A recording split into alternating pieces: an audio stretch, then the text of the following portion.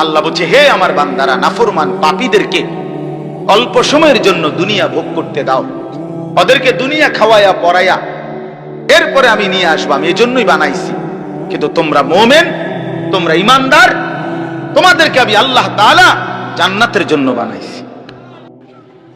তোরে আল্লাহ ঘৃণা করে, যুবক, তোদের যাদের প্যান্টে পেশাব, তোরা যারা টয়লেট পেপার ব্যবহার করো না, তুই নিকৃষ্ট রুচির মানুষ বেটা, ফালতু বেটা, ফালতু বেটা, চুল কেবল চুলের পিছনের দিকে ফিরাস বেটা, এতে মানে একটা কেমন লাগে। হ্যাঁ, সামান্য সামান্য সহপাঠী বা সামান্য সেরকম আর সেরকম লাগতেছে তোরে দোস্ত, জিঙ্গাইলে না বলে সেরকমটা কেডা? সেরকম ঠিক আছে লাগতেছে, আমিও কই, কিন্তু সে কে যার মতো লাগতে আছে? এইতে কেডা যে যার মতো? সেরকম তো বুঝছি, সেরকমটাকে সেরকম কি গাঁজাখোর না ফুট্টাখোর না বাবাখোর না ডাইলখোর না হারামখোর না মদখোর না ইয়াবাখোর? তার মতো লাগতেছে তারে জিঙ্গা। তুই যে আমারে কইলি সেরকম লাগতে আছে, হেতে কেডা যার মতো লাগতে আছে আমারে? কথা বলেন। হ্যাঁ, তো জিঙ্গাইলে কবে দোস্ত ফুট্টাখোরের মতো লাগে, তোর বাবাখোরের মতো লাগে। কারণ কোন ভদ্র মানুষ, ইমানদার, নামাজি, কোন চরিত্রবান পবিত্র মানুষ নাপাক থাকতে পারে না। তো তাহলে তো এটা বুঝাই যায় তোরে কার মতো লাগবে না? হ্যাঁ, নাই তো হে বলুক যে দোস্ত তোর চুল দেখে মনে হয় পুরা বাইজিদ বসতাম, তোর একদম জোনায়েদ বাগদাদির মতো লাগতে আছে, এমন নি? তাহলে তোর চোর ডাকাতের মতোই তো লাগে। আস্তাগফিরুল্লাহ, আস্তাগফিরুল্লাহ। প্রিয় ভাই আমার, বন্ধু আমার, আখিরাত যেন ভুলে না যাই। মহান আল্লাহ পাক রব্বুল আলামিন এই কোরআনুল কারীমের মধ্যে বারবার আমাদেরকে আখিরাত মনে করাইছে। আমাদের জিন্দেগি ঈমানের জিন্দেগি, আমাদের জিন্দেগি পবিত্র জীবন ভাইয়া। আমরা শুধুই দুনিয়ার জন্য না, শুধু দুনিয়ার জন্য, দুনিয়ার জন্য আল্লাহ তাআলা কোরআন শরীফ আছে, ওয়াদারনি ওয়াল মুকাদ্দিবিনা উলিন নি'মাতি ওয়া মাহিলহুম কালিলা। জান্নাতের জন্য, উইদ্দাত লিল মুত্তাকিন, মুমিনদের জন্যই জান্নাত, মুত্তাকিদের জন্যই জান্নাত। একটা বেঈমানও জাহান্নাম থেকে মুক্তি পাবে না। কোন কাফের, কোন বেঈমান, কোন হিন্দু, কোন বৌদ্ধ, কোন ইহুদি, কোন খ্রিস্টান, কোন নাস্তিক, মুরতাদ পরকালে, পরকালে এক ঢোক, এক জাররা, এক লোকমা, এক ঢোক পানি মিলবে না, সুখ মিলবে না। কোরআনুল কারীমের মধ্যে আছে, আল্লাহ তাআলা বলেন, ওয়ালা তাকুলু লিমান ইউকতালু ফি সাবিলিল্লাহি আমওয়াত বাল আহইয়া। আল্লাহর পথে যারা শাহাদাত বরণ করে তোমরা তাদেরকে মৃত বলো না, বরং আল্লাহ নিজে বলতেছেন বাল আহইয়াউন, বরং তারা জীবিত, নিঃসন্দেহে জীবিত। রাসূলুল্লাহ সাল্লাল্লাহু আলাইহি ওয়াসাল্লাম বলেন, সবুজ পাখির ভিতরে তাদের রূহ জান্নাতের মধ্যে ঘুরতে থাকে। এজন্য সাইয়্যিদুনা ওমর রাদিয়াল্লাহু তাআলা আনহু আজীবন তিনি শাহাদাত কামনা করতেন। আল্লাহুম্মা ইন্নী আসআলুকা শাহাদাতান ফি সাবিলিক ওয়া ফি বালাদি রাসূলিক। হযরত ওমর রাদিয়াল্লাহু তাআলা আনহু বলতেন যে, আল্লাহ, আমি আপনার কাছে শহীদি মরণ চাই এবং নবীর শহরে মরতে চাই, মদিনায়। আল্লাহ তাআলা ঠিক যেভাবে দোয়া করছেন আজীবন, ওইভাবেই আল্লাহ তাআলা ওনার দোয়া কবুল করছেন। উনি মদিনাতেই ইন্তেকাল করছেন এবং শাহাদাতের মৃত্যু। ফজরের নামাজের ইমামতি অবস্থা মসজিদে নববীতে প্রথম কাতারে উনি ইমামতি করতেছিলেন। একজন অগ্নিপূজক কাফের ছদ্মবেশে, চাদর দিয়ে শরীর ঢেকে এই বেঈমান ফজরের নামাজের ইমামতি করতেছেন ওমর রাদিয়াল্লাহু তাআলা আনহু। এই সময় ওনার কোমরের মধ্যে ছুরি মারছে, 7-8টা ছুরির ঘাই দিছে। এই অবস্থায় তিনি রক্ত অঝরে ঝরতে শুরু করছে। তো উনি চাপ দিয়া ধইরা আগে পেছন কাতার থেকে, প্রথম কাতার থেকে হযরত আব্দুর রহমান ইবনে আউফ রাদিয়াল্লাহু তাআলা আনহুকে টেনে ইমামের জায়গায় না দাঁড় করায়া তো বলছে, আব্দুর রহমান, আগে ফজরের নামাজ শেষ করো, তারপরে তোমরা আমারে ধইরো। তো উনি কাটা মুরগির মতো পাশে এই ব্যথায় তড়ফাইছে, কিন্তু সাহাবায়ে কেরাম আগে নামাজ পড়ছে, এরপরে উনারে ধরছে। তো এই আঘাতেই উনি শাহাদাত বরণ করছে। তো শহীদি মৃত্যু হয়েছে, আবার রসুলের শহরেই মদিনাতেই মৃত্যুবরণ করছে। ও সবচেয়ে আশ্চর্যের কথা হলো, উনি হলেন শহীদে মেহরাব, মেহরাবের শহীদ, অর্থাৎ নামাজের এই জায়গায় রাসূলুল্লাহ সাল্লাল্লাহু আলাইহি ওয়াসাল্লাম আজীবন যেখানে ইমামতি করতেন, সেইখানে তিনি শাহাদাত বরণ করছেন। আল্লাহ ওনাকে কিভাবে কবুল করছে। এজন্য নওজোয়ান ভাই ছেলেরা, তোমাদেরও এটা মনে রাখা চাই, সারা পৃথিবীর ইসলাম বিরোধী দুশ্মনরা, এই সারা বিশ্বের ইহুদি, খ্রিস্টান, মুনাফিক, নাস্তিক, মুরতাদ, ইসলাম বিদ্বেষীদের একটা বড় ষড়যন্ত্র, তাদের একটা বড় মেন এজেন্ডা হলো সারা পৃথিবীর মুসলমানদের দিল থেকে জিহাদ ফি সাবিলিল্লাহ, আল্লাহর রাস্তায় জিহাদ এবং শাহাদাত, এই শব্দ যেন ভুলে যায়।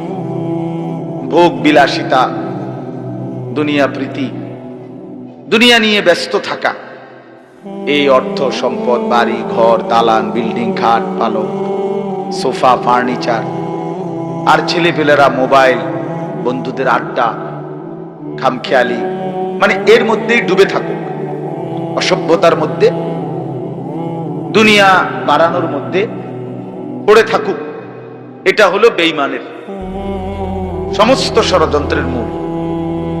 এজন্য সারা পৃথিবী জুড়ে তারা জিহাদ ফি সাবিলিল্লাহর বিরুদ্ধে, আল্লাহর রাস্তায় যুদ্ধ, এর বিরুদ্ধে জঙ্গি, উগ্রবাদী, টেরোরিস্ট, সন্ত্রাসী ইত্যাদি বহু কিছিমের অপপ্রচার করে লাগাতার অব্যাহত এই পরিমাণ বলতে থাকছে যে অনেক মুসলমান সাধারণ মানুষ পর্যন্ত এটাকে ভয় পাইতে শুরু করছে।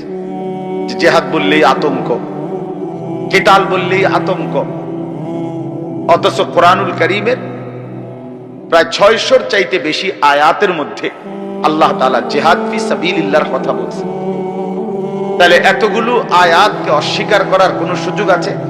বলেন, কিভাবে অস্বীকার? কোরআনুল কারীমের একটি শব্দ কেউ যদি অস্বীকার করে তাহলে তো সে কাফের, সে তো বেঈমান। তাহলে কোরআনুল কারীমের মধ্যে আল্লাহ তাআলা বারবার এই কথা স্পষ্ট বলছে।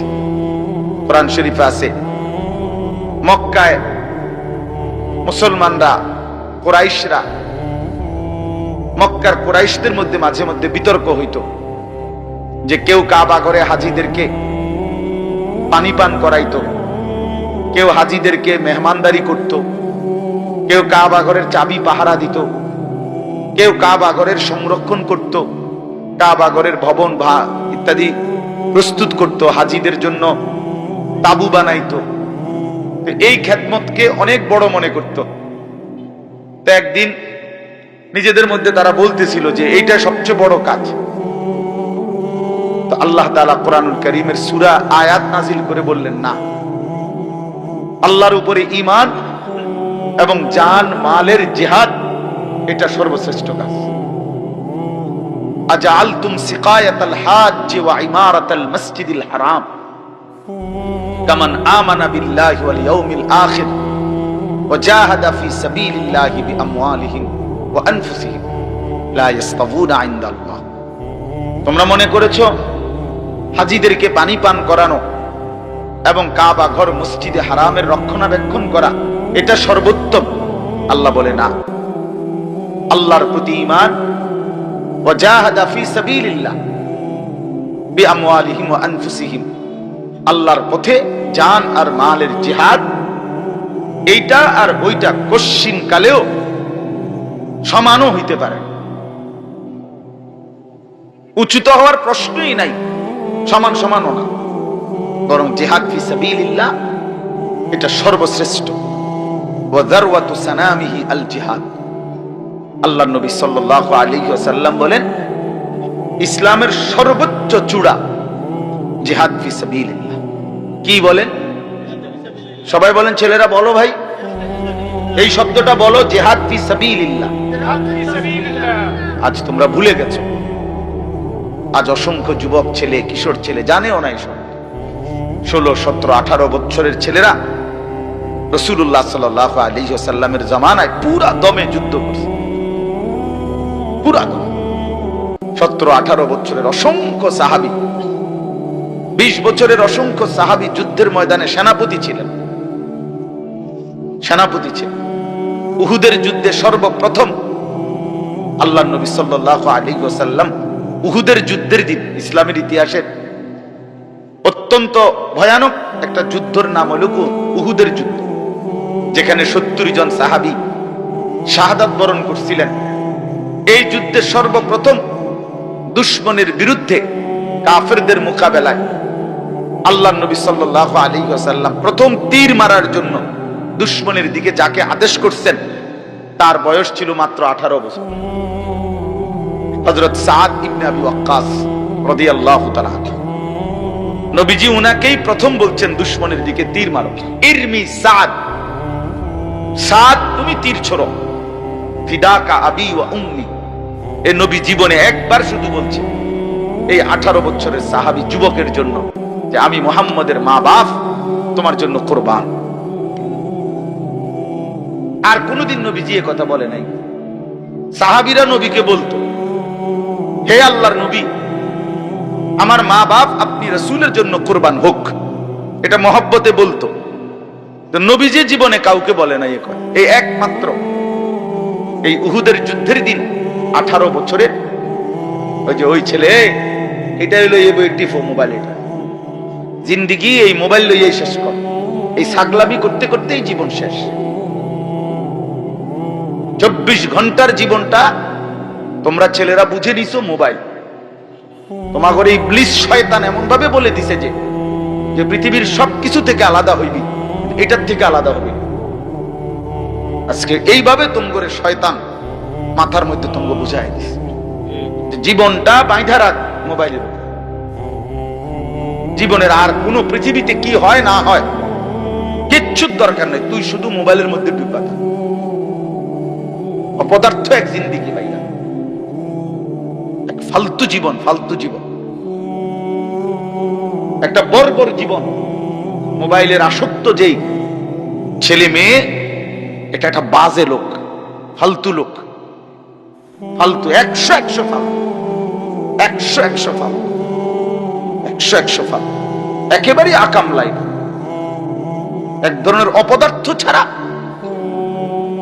যার পৃথিবী নিয়ে, মানবতার কল্যাণ নিয়ে, মানুষের কোনো উপকার নিয়ে, পৃথিবী নিয়ে, আখিরাত নিয়ে জীবনের কোনো স্বপ্ন নাই।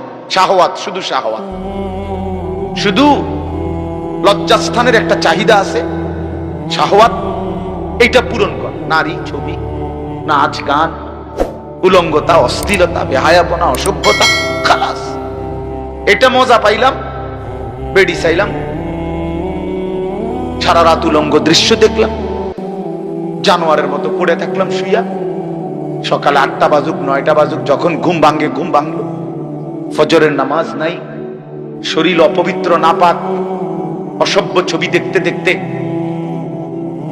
শরীর নাপাক হয়ে গেছে। এই অসভ্যতা, এই জানোয়ার মাতালের মতো পড়ে আছে খাটে। যখন ঘুম ভাঙ্গে ঘুম ভাঙলো, উঠলো তো উঠলো, নাস্তা খাইলো, আবার ছুটলো, আবার মোবাইল। আহার, শরীরের পবিত্রতার খবর নাই, আখলাকের খবর নাই, নামাজেরও খবর নাই।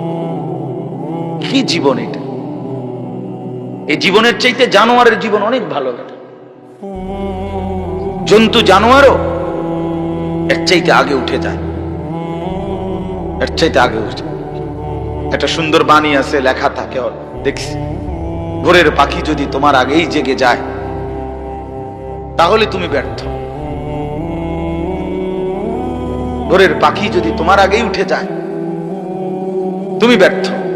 তোমার আগে উঠবে কেন? তুমি মানুষ, আশরাফুল মাখলুকাত, আল্লাহর সর্বশ্রেষ্ঠ সৃষ্টি, তুমি তো আগে উঠবার কথা। তোমরা এই কি জীবন বাছাই করে নিছো ছেলেরা? তোমরাই বলতে পারো বাবা। তোমার জন্য আমি আটকাবো না, আমার জন্য তুমি আটকাইবা না। কেউ কারোর জন্য আটকাবে না ছেলেরা, মনে রাখো। একদিন তোমার বাপের মতো করে কবরে চলে যাবে। এই যাই দৌড়ঝাঁপ করছে বেচারা কামাই করার, একদিন দেখবা তোমার রাইখা সে চলে গেছে। একদিন তুমিও চলে যাইবা। এই বন্ধু বান্ধব আড্ডা এগুলো সব থাইকা যাবে। দুনিয়ার জায়গায় থাকবে। তুমি মরবা যেদিন, আমি মরবো যেদিন, সেদিনও সূর্য উঠবে, চাঁদ উঠবে, পৃথিবীর এই ব্যস্ততা থাকবে, মানুষের দৌড়ঝাঁপ থাকবে, দোকানপাট সব খুলবে, বাজার ব্যবসা চলবে, শুধু আমি নাই। শুধু কি আর সবই কি স্বার্থপর দুনিয়া। কেউ তোমার জন্য 1 ঘন্টাও থামবে না, কেউ না। কারো হাতে সময় নাই ভাইয়া, কারো হাতে সময়। বহুতই বড় স্বার্থপর এক দুনিয়া এটা। এজন্য বুদ্ধিমান সে, নবীজি বলছে, আল কাইয়িসু মান দানা নাফসাহু ওয়া আমিলা লিমা বা'দাল মাউত। বুদ্ধিমান তো সে যে নিজের হিসাব করে, নিজের হিসাব রাখে এবং মৃত্যু পরবর্তীর জন্য আমল করে। রাসূলুল্লাহ সাল্লাল্লাহু আলাইহি সাল্লাম বলেছেন, এক সাহাবী জিজ্ঞেস করছে, ইয়া রাসূলুল্লাহ, মান আকিয়াসুন নাস ওয়া আহজামুন নাস? সবচেয়ে বিচক্ষণ, বুদ্ধিমান, বিবেকবান কে? নবীজি সাল্লাল্লাহু আলাইহি ওয়াসাল্লাম বলেন, আকসারুহুম যিকরান লিল মাউত। বেশি বেশি যে মৃত্যুকে স্মরণ করে। ওয়া আকসারুহুম ইস্তি'দাদান লিল মাউত, এবং বেশি বেশি যে মৃত্যুর জন্য প্রস্তুতি গ্রহণ করে। সে বুদ্ধিমান, সে বুদ্ধিমান। কুরআনুল কারীমের মধ্যে আল্লাহ তাআলা বলেন, ওয়া ইন্নাদ দারাল আখিরাতা লাহিয়াল হায়াওয়ান। ছেলেরা মোবাইল যে কয়জন হাতে আছে নামায় ফেলো, হাতের থেকে মোবাইলটা নামায়া শোনো ভাই, আমার দিকে তাকাইয়া শোনো, ভালো হবে। তো আল্লাহ তাআলা বলেন, নিশ্চয়ই আখিরাতের ঘর জান্নাত, সেটাই কেবল জীবন। লাহিয়াল হায়াওয়ান, ওইটাই লাইফ, ওইটাই জীবন, এটাই স্টেশন, এটা প্ল্যাটফর্ম। এজন্য ট্রেন স্টেশনে যত অত্যাধুনিক এসি থাকুক, বাসের প্ল্যাটফর্মে যত অত্যাধুনিক রুমে হোক, লোকটা কেবল ছটফট করে, একটু পর পর ঘড়ি দেখে, টিকিট দেখে, বাইরে উকি দেয়, বাস আইয়ে না। আরে ভাই এরকম করেন কেন? এসি চলতেছে, বসে না থাকে। আর ধর্মে আপনার বইয়ে থাকতে মাইছি না, ঠিক কিনা বলেন? অথচ কোনো সমস্যা, এতটা অত্যাধুনিক রুম এখানে, তারা নাস্তা টাস্তা দিয়েছে, কিন্তু হের কেবল গড়িছে, সে কেবল টিকিট চায়, সে কেবল জিজ্ঞা কি ভাই আইলুনি, ট্রেন আসছে। কারণ এটা যে প্ল্যাটফর্ম, সে এখানে বসতে আসে নাই।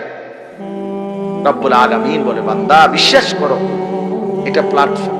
মালি ওয়ালিদ দুনিয়া। রাসূলুল্লাহ সাল্লাল্লাহু আলাইহি ওয়াসাল্লাম, হাই উম্মত, দুনিয়ার সাথে আমার কিসের সম্পর্ক? কি সম্পর্ক? ইন্নামা মাসালি ওয়া মাসালুদ দুনিয়া কারাকিবিন ইস্তাওয়াল্লা তাহতা শাজারাতিন সুম্মা রাহা ওয়া তারাকা। হাদিস। নবীজি বলছে, আমার উদাহরণ দুনিয়ার সাথে কেমন শোনো। এমন এক পথিক লম্বা পথে বহু দূর কোথাও যাবে, রওনা দিছে, প্রচন্ড রৌদ্র, ভীষণ রৌদ্রে পথিক এতটাই ঘামে ভিজে গেছে যে এই জন্য সে একটা গাছের নিচে একটু বাতাসের জন্য একটু বসছে, শরীরটা যাতে একটু ঠান্ডা হয়, গরম লাগতেছে।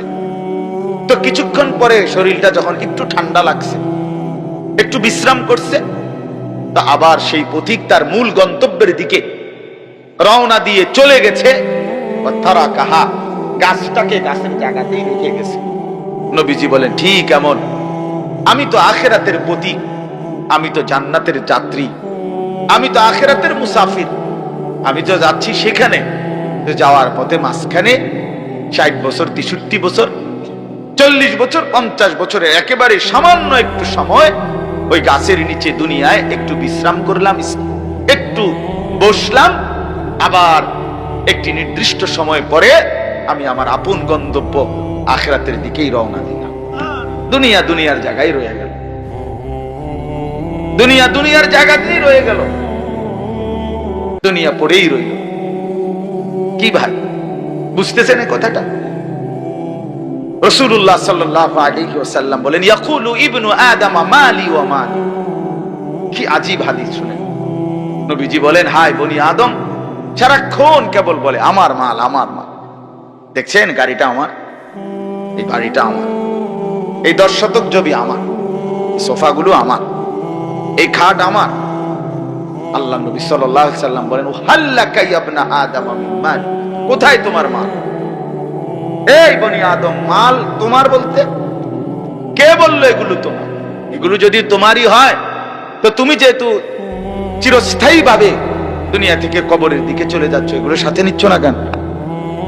তোমার জিনিস কার জন্য রেখে যাচ্ছ? এই বেটা, ওয়াহাল্লাকা ইয়া ইবনা আদম মিন মাল। কি রে বনি আদম, তোর মাল কই? তোর যদি হয় নিচ্ছ না কেন এগুলো? ও মানে মোবাইল আমার, তো আমি এটা নিয়ে যাবো না সাথে, এখন নাকি ধুয়ে যাবো? কথা বলেন না কেন? তো তুমি তো দুনিয়া থেকে চলে যাচ্ছ, তো নিচ্ছ না কেন এগুলো? তোমার 10 শতক জায়গা নিবা না? সোফা এগুলো কই রাখা যাচ্ছে? এগুলো নিয়ে যাও, বিল্ডিং নিয়ে যাও। তাইলে দেখে বুঝেই নাও বান্দা, উম্মত তোমার হলো কোত্থেকে? তোমার কেবল 3টা মা, 3টা জিনিস তোমার। নবীজি নিজে বলছে, ইল্লা মা আকালতা ফাআফনাইতা। যা সরাসরি তুমি খাইয়া শেষ করছো, খাইছিলা, এটা তোমার। আও লাবিস্তা ফাআবলাইতা।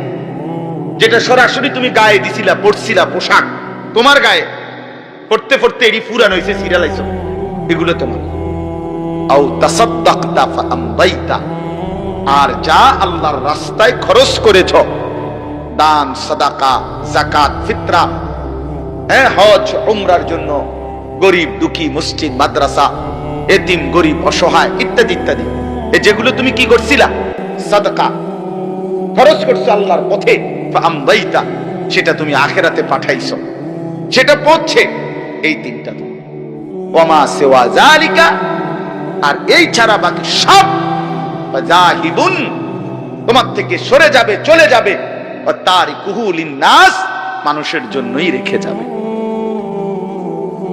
কি অসাধারণ হাদিস, কি চমৎকার ভাবে নবীজি ব্যাখ্যা করে বুঝাইছেন। ইয়াতবাউল মাইয়িতা সালাসাতু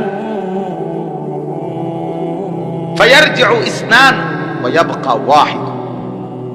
নবীজি বলেন, মানুষের কবরস্থানে 3 জিনিস তার সাথে যায়, 2টা ফিরে আসে, একটা থেকে যায়। একটা থেকে যায়, যাওয়ার সময় যায় 3টা। 1 নম্বর মালুহু ওয়া আহলুহু ওয়া আমালুহু। তার কিছু মাল, ওই যে লাশের খাটিয়া, আগরবাতি, এই জাতীয় সামান্য কিছু মাল তার, এগুলো তার সাথে যায়। তার পরিবারের, এলাকার কিছু সদস্য সাথে যায়, আর তার সারা জিন্দেগীর আমল সাথে যায়। তো ফায়ারজিউ আহলুহু ওয়া মালুহু, অতঃপর তার মাল আর তার বংশধর ফিরে চলে আসে। ওয়া ইয়াবকা আমালুহু, কবরে শুধুই তার আমলটুকু থেকে যায়। কি সুন্দর হাদিস, চিন্তা করে দেখেন।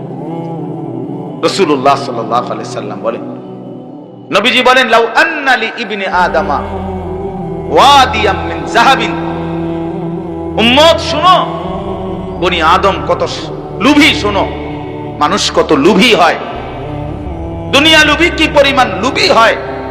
যার কলজার ভিতরে একবার আখিরাত ভুলে গেছে, বিশ্বাস করেন ভাইয়া, ছেলেরা তোমরাও বুঝো ভাইয়া, দুনিয়া যার কলজার ঢুকছে, নারীর লোভ, সম্পদের লোভ, অর্থের লোভ, নেতাগিরির লোভ,